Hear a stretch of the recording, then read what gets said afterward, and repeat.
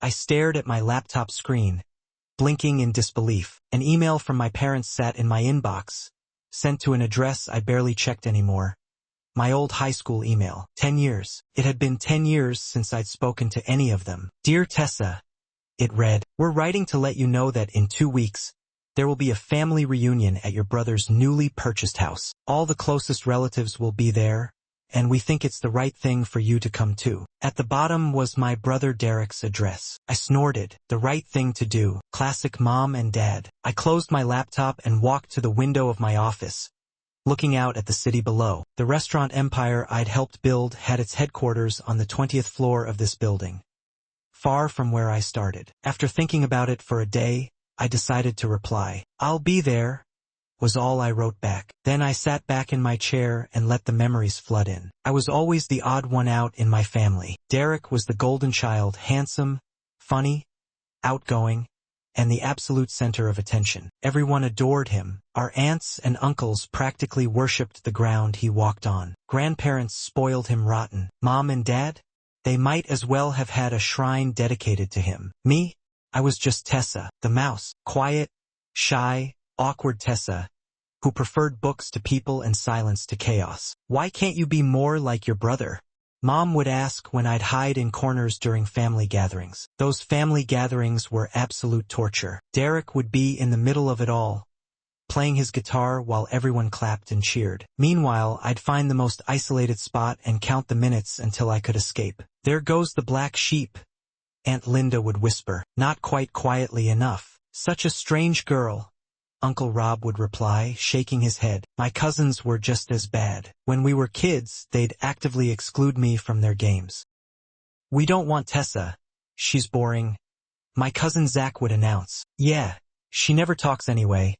His sister Amber would add. So, I'd retreat to a corner with a book, pretending I didn't care. While inside, I was being torn apart. When Derek graduated high school, the entire extended family pitched in for his college tuition. It was all anyone talked about for months. Derek got into State University.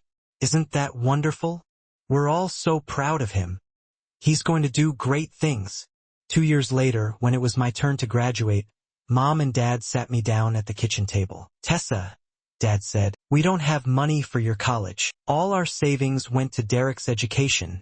Mom added, you need to find a job and support yourself. I wasn't surprised, but it still hurt. The next day, I got a job as a waitress at Sam's Diner, a local restaurant about 10 minutes from our house. I thought things couldn't get worse, but they did. My cousins started showing up regularly, sitting at tables in my section. Look at loser Tessa, Zach would say loudly. Guess this is all she's good for. Amber would laugh. I bet she'll be doing this for the rest of her life. After a particularly humiliating shift, where they left me a 5-cent tip with career advice written on the receipt, be someone else, I'd had enough. That night, I told my parents I was quitting and moving to the other side of town. I got a job at a different restaurant, I said, and I'm going to rent an apartment with some coworkers. Mom actually smiled. That's probably for the best, honey. Dad nodded. You're old enough to be on your own anyway. 2 days later, I packed everything I owned into 3 cardboard boxes. Neither of my parents helped, or even seemed sad to see me go. Derek was away at college, probably having the time of his life. As I walked out the door of my childhood home, Mom called after me. Don't forget to let us know your new address. I never did, and they never asked again. The apartment I moved into was small and cramped, shared with 2 other waitresses, Jamie and Liz. We each paid a third of the rent, which was all we could afford on our meager salaries. The restaurant where I got hired was called Bella's, run by a woman named Isabella Martinez. It was nothing fancy, just a mid-range place serving decent food. But it was as far from my family as I could get while still staying in the same city. And that was all that mattered to me. I threw myself into the work, arriving early, staying late, picking up extra shifts whenever I could. I needed the money, yes, but more than that, I needed something to focus on besides the hole in my heart where a family should have been. 6 months into my job at Bella's, I noticed Isabella watching me more closely. One evening, as I was finishing my shift, she called me into her office. Tessa, I've been impressed with your work ethic, she said, gesturing for me to sit. You're the most reliable server I have. Thanks, I mumbled, not used to praise. Isabella leaned forward. I want to make you head waitress. It comes with a $150 raise and more responsibility. My eyes widened. Really? I mean, yes. Thank you.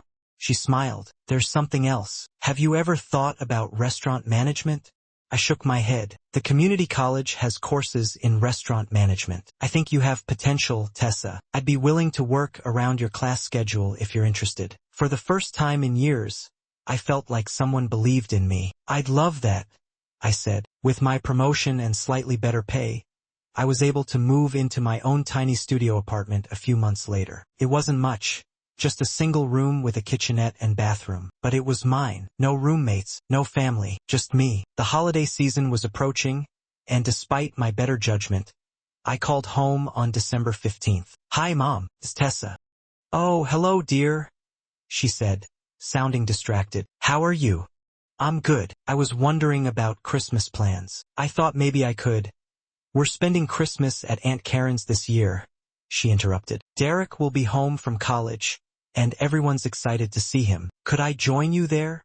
I asked, my voice small. There was a pause. Well, to be honest, Tessa, no one really asked about you. I think it would be awkward if you showed up now. I hung up and cried for an hour. Then I dried my tears and made a decision. I was done reaching out. If they didn't want me, I wouldn't waste any more energy wanting them. The next day at work, Isabella noticed my red eyes but didn't pry. Instead, she handed me the closing shift for Christmas Eve and Christmas Day. Double pay, she said. I figured you might want it. I nodded gratefully. Thanks. I don't have anywhere else to be. Their loss, she said simply. I threw myself into work and my studies with renewed determination. The restaurant management courses opened my eyes to a world I hadn't known existed. I discovered I had a head for numbers, a talent for organization, and, surprisingly, a knack for leadership. By the time I turned 24, I was the general manager of Bella's. I had my own office, tiny but still an office, and a salary that let me upgrade to a one-bedroom apartment. Then came the day that changed everything. Isabella called me into her office,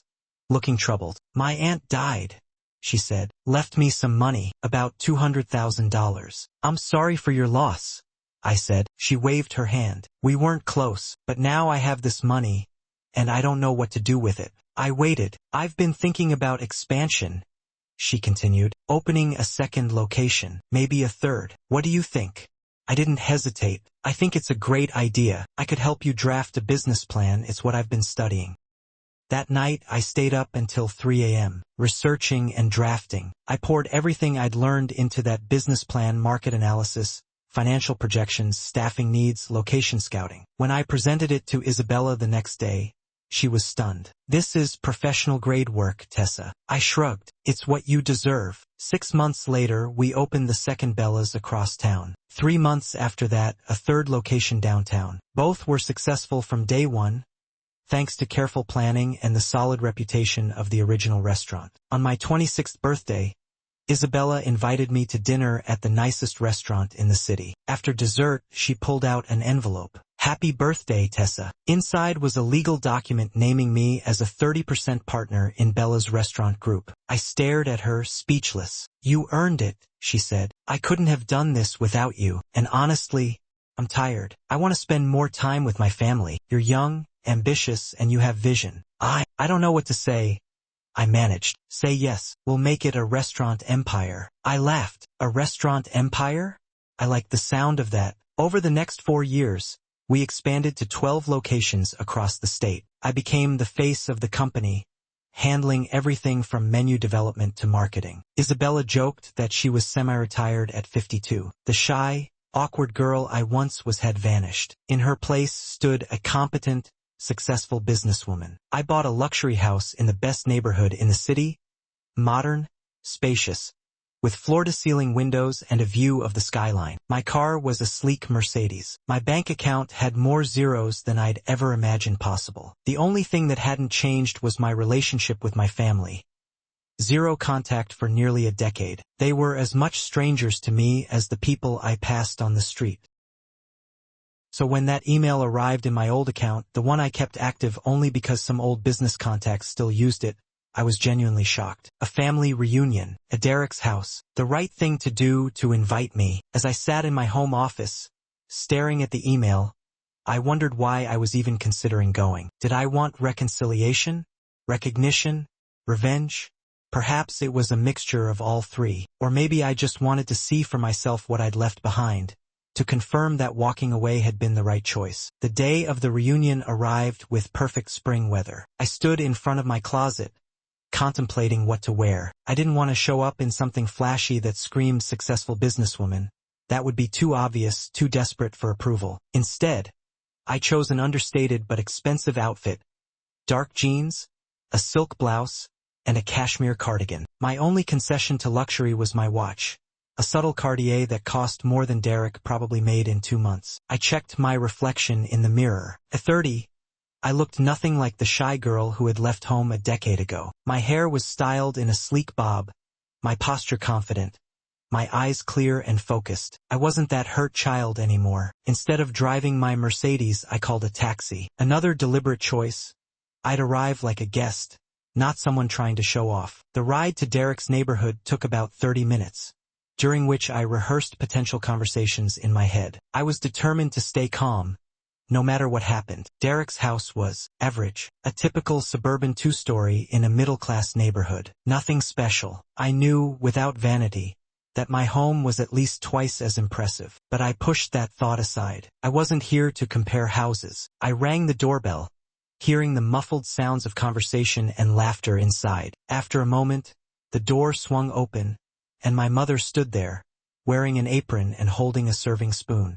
She stared at me blankly for a full 5 seconds before recognition dawned. "Tessa? Is that you?"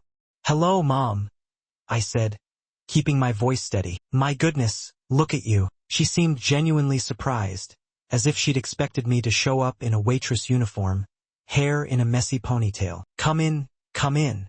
Everyone's already here." I stepped into the house, immediately surrounded by the familiar cacophony of a family gathering. The living room and dining room were crowded with relatives, aunts, uncles, cousins, and their children. My father was chatting with Uncle Rob by the fireplace. Derek was holding court in the center of the room, gesturing with a beer in his hand while a group of cousins laughed at whatever he was saying. As I entered, conversations paused, heads turned, eyes widened. "Is that little Tessa?"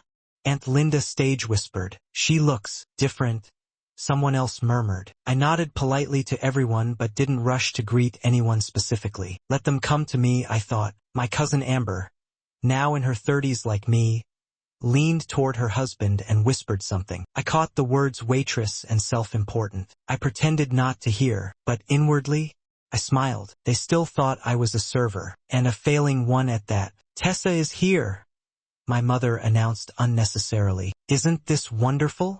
The whole family, together again. My father came over and gave me an awkward side hug. "Good to see you, kiddo. It's been too long." "Yes, it has," I agreed, not pointing out that the phone works both ways. Derek finally noticed me and sauntered over, still the center of attention even while approaching me. Well, he said, giving me an exaggerated once-over. "If it isn't my little sister. Finally decided the family's good enough for you again." "Hello, Derek," I said calmly. "Congratulations on the house." He seemed taken aback by my composure but recovered quickly. "Thanks, just a starter home, you know. I'm planning to upgrade in a year or two when the business really takes off." We all moved to the dining room, where a long table was set with mismatched plates and silverware. Derek naturally took the seat at the head of the table, with our parents on either side. I was directed to a seat at the very end, next to a second cousin I barely remembered and across from a child who was busily kicking the table leg. The meal began with toasts, primarily directed at Derek. My father stood first, raising his glass. "To my son who has made us so proud. From the star quarterback in high school to the successful businessman he is today, Derek has never disappointed us." Everyone clapped. My mother went next. "Derek has always been special," she gushed. "His auto parts business is thriving, and now this beautiful home. We couldn't be prouder." More applause. Uncle Rob stood. "I remember when Derek was just a little guy, already showing the leadership qualities that would make him successful. He's a credit to this family." The toasts continued, each more effusive than the last. Derek soaked it all in, his chest visibly swelling with each compliment. Eventually, he seemed to remember I was there, He looked down the length of the table at me, a slight smirk on his face. "What about you, Tessa? Want to say something?" All eyes turned to me. I set down my fork, ready to offer a simple congratulations. But Derek cut me off. "Still waiting tables, sis? Or have you been promoted to dishwasher by now?" The table erupted in laughter. I heard Aunt Linda snicker. "Imagine still being a waitress at her age," she whispered to Uncle Rob, loud enough for everyone to hear. 10 years ago, I would have blushed furiously, possibly even cried. I might have made an excuse and fled the table, but not today. Today I laughed. A genuine laugh that startled everyone into silence. "What's so funny?" my mother asked, looking confused. I smiled at her. "It's funny that after 10 years of not being in touch, none of you know anything about my life. Not a single thing. Yet you all feel comfortable making assumptions." The table went quiet. I reached into my purse and pulled out my business card, embossed elegantly with the Bella's Restaurant Group logo in the corner. I handed it to the second cousin beside me. "Would you pass this to Derek, please? And feel free to look at it on the way." He took it, glanced down, and his eyes widened. He passed it to the next person who had a similar reaction. The card made its way around the table in silence, each person reading it and then staring at me with new eyes. When it finally reached Derek, he looked down at it, then up at me, his face draining of color. "Tessa Hamilton, co-owner and CEO, Bella's Restaurant Group," he read aloud, his voice hollow. "What does that mean?" my father asked, leaning over to look at the card. I took a sip of water before answering. "It means I'm co-owner of a restaurant chain with 12 locations across the state. We're planning to expand nationally next year." The silence was absolute. "You're a restaurant owner?" my mother finally managed. "Co-owner," I corrected. "I own 30% of the company. Started as a waitress, became a manager, then a business partner. We've been profiled in Restaurant Business Monthly twice." Derek was staring at me as if I'd grown a second head. "My house is about twice the size of this one," I added casually, then deliberately went back to eating my salad. My parents exchanged glances. Then, as if someone had flipped a switch, my mother's face transformed into a beaming smile. "Tessa, why didn't you tell us about your success? We're so proud of you." I chewed slowly, swallowed, and dabbed my mouth with a napkin before answering. "You could have asked about my life at any point in the last 10 years, but you didn't, not once." The table fell silent after my statement. My mother's smile faltered, but she quickly recovered. "Well, we're learning about it now, aren't we? And we're thrilled. Isn't that right, everyone?" Suddenly, relatives who had been mocking me minutes earlier were falling over themselves to show interest in my life. "Tell us about your restaurants, Tessa. How many employees do you have? Are you on one of those cooking shows?" Derek sat at the head of the table, sullen and quiet, the forgotten center of attention. My father kept glancing between us, as if trying to reconcile the successful woman before him with the daughter he'd written off years ago. I answered their questions politely but briefly. After about 15 minutes of this new, uncomfortable dynamic, I checked my watch and stood up. "I should be going. I have an early meeting tomorrow." "But you just got here," my mother protested. "We have so much catching up to do." 10 years worth, I agreed. "But I don't think we'll manage that in one evening." As I gathered my purse, my parents followed me to the door, with several other relatives trailing behind. Derek remained seated, staring at my business card. "It was wonderful to see you, Tessa," my mother said, suddenly warm and affectionate. "We've missed you so much." I smiled, not unkindly, but without warmth. "Have you?" She blinked, taken aback. "Of course we have. You're our daughter." "Interesting, because when I called you that Christmas and asked if I could join the family celebration, you told me no one wanted me there." She had the grace to look embarrassed. "That was a misunderstanding, was it?" I asked. "Or is it that you suddenly want a relationship now that you know I'm successful?" "Tessa, that's not fair," my father interjected. "No, it wasn't fair," I agreed. "None of it was fair, but that's in the past now." I walked out the door, hearing my mother. "We want to make things right, Tessa. We want to be a family again." I didn't respond. I got into my waiting taxi and directed the driver to take me home. To my real home, the one I'd built for myself. When I walked through my front door, I kicked off my shoes and laughed. Really laughed. loud and free until tears came to my eyes. The looks on their faces when my business card made its way around the table. The shock, the disbelief, and then the immediate pivot to claiming me again once they realized I was successful. It was all so predictable, yet seeing it play out was still somehow surprising. The next morning, I woke up to 17 text messages and 5 missed calls. 3 texts from my mother, 4 from my father, 2 from Derek, and the rest from various aunts, uncles, and cousins. I scrolled through them without reading closely, then set my phone aside and went about my day. This pattern continued for nearly a week. My phone constantly lit up with notifications from family members who hadn't bothered to contact me in a decade. I ignored most of them, focusing instead on work. We were in negotiations to open 3 new locations in neighboring states. On the 6th day, during a rare quiet moment at home, I decided to answer one call, just to end the barrage. It was my mother. "Tessa!" she exclaimed when I picked up. "Finally! Why don't you come over for dinner this Sunday? Just you, me, your father, and Derek. A chance to reconnect." "I don't think that's a good idea," I replied. "But we're family," she insisted. "We love you, Tessa. We always have." "If you loved me," I said slowly, "why didn't you call me once in 10 years? Why didn't you ask how I was doing or if I needed anything? Why did you tell me no one wanted me at Christmas?" There was a pause. "How can you be so ungrateful?" she snapped, her sweet facade cracking. "After everything we did for you. What exactly did you do for me?" I interrupted. "You didn't pay for my education. You didn't support my career. You didn't even call to check if I was alive. We raised you."